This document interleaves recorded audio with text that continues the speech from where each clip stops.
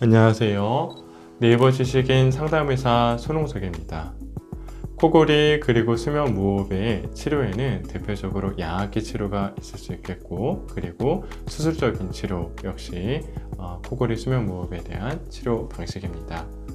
여기서 이제 수술로 코골이 수면 무호흡을 치료한다는 것은 기도를 이루고 있는 조직들 중에서 기도를 좁아지게 하는데 관여하는 조직들을 수술적인 치료로 절개해주고 또 제거해주는 그런 치료들이라고 볼 수 있겠습니다.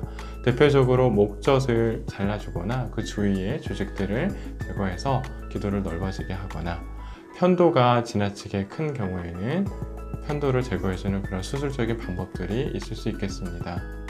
다만 이런 수술적인 치료는 그 자체의 치료 효과 면에 있어서는 일부 한계를 가질 수 있다고 볼 수 있습니다.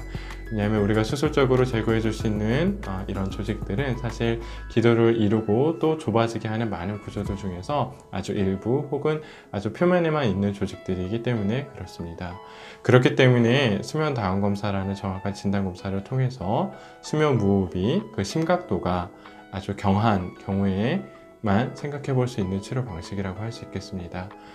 수면 다운 검사를 통해서 수면 무호흡증이 중등도 이상의 심각도를 가지게 되는 경우에는 이런 수술적인 치료로도 증상이 지속되거나 혹은 재발될 가능성이 높기 때문에 1차적으로 모든 교과서에서는 양악기 치료를 수면 무호흡에 대한 1차적인 치료로 권하고 있습니다.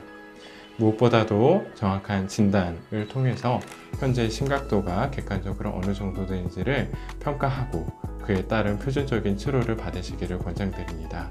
이를 위해서는 수면 클리닉을 꼭 방문하셔서 정확한 진단 검사 그리고 그에 따른 치료를 받으시기 바랍니다.